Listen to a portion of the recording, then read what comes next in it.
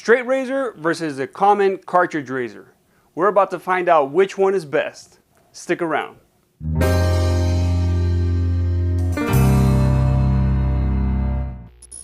Fellas, welcome back. It's Robert, your everyday gentleman. Now, as a man, a razor is a necessity to all of us. But there's many things that you should consider, and they're not necessarily one size fits all. So today, we're going to compare the straight razor, in this case, the more modern shavette, and the modern cartridge razor. In this case, I'm using a disposable Mach 3.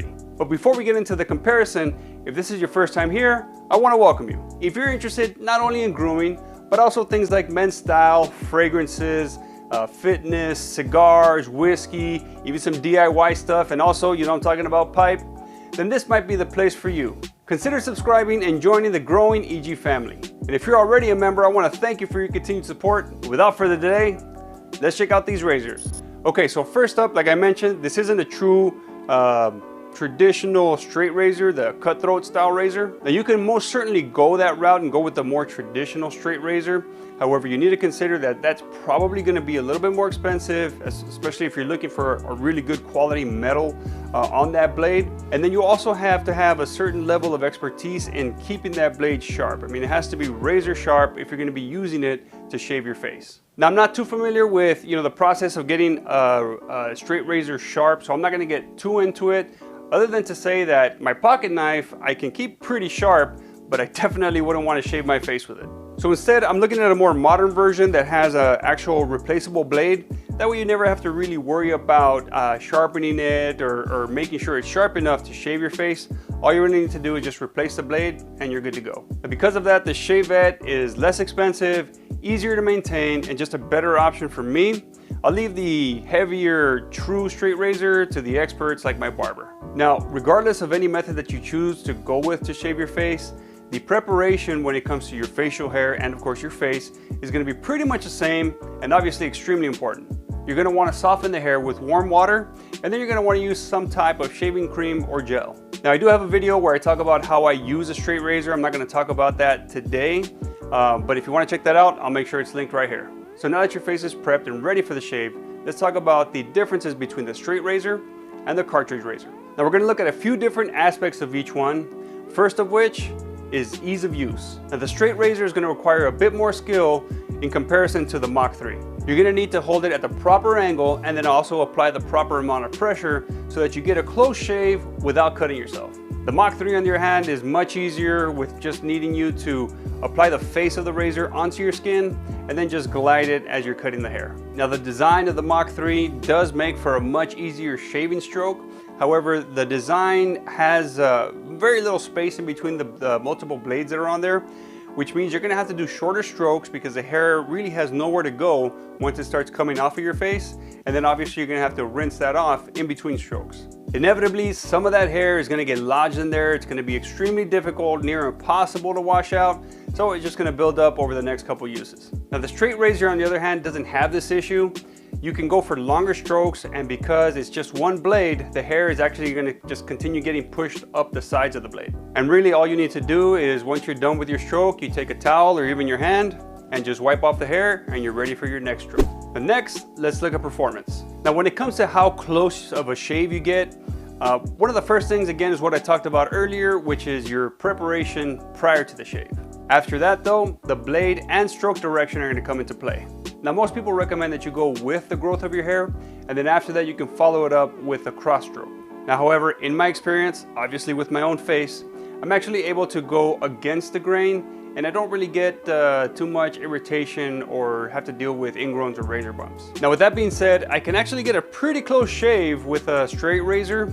I will say though that on my neck, I do sometimes get a bit of irritation if I go against the grain. Now, I don't get much irritation when I use a Mach 3, probably because it has a little strip of lubricant on the edge of the blade that helps to lubricate and soothe the skin in your strokes.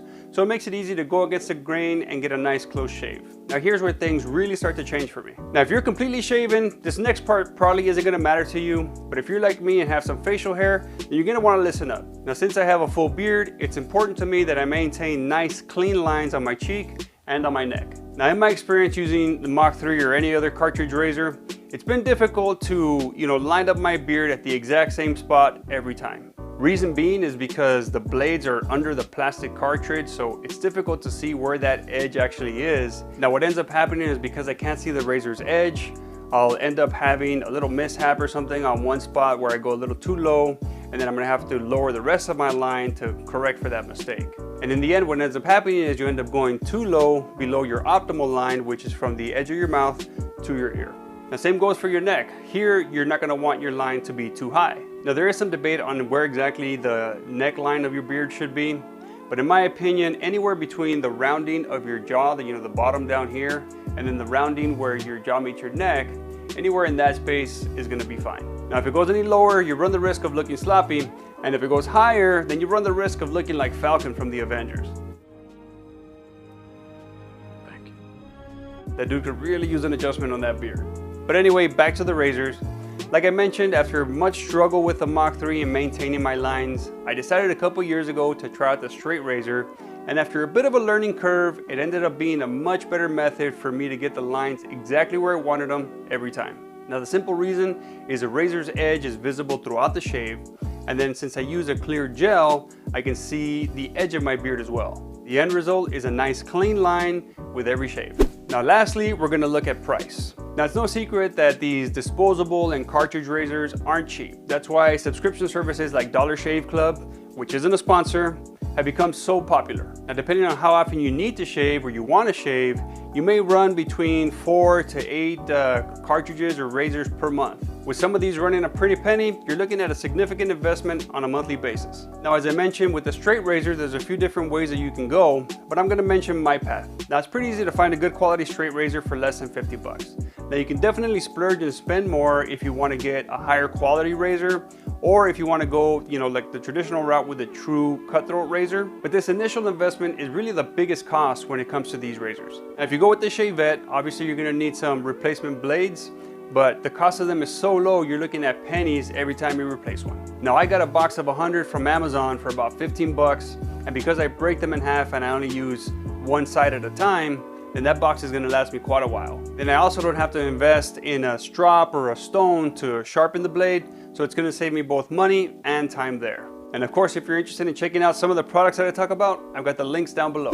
So here's the end result. For me, being that I have a beard, using the straight razor has been my preferred method to keep my beard lined up just the way I want it. You just can't beat the ease and visibility it gives when seeing exactly where you need to line up. It gives me just as close of a shave as a Mach 3, and the cost factor makes it even better. Plus, I think I really like the old school vibe that using the straight razor gives. For me, the straight razor is the way to go. But now I want to hear from all of you.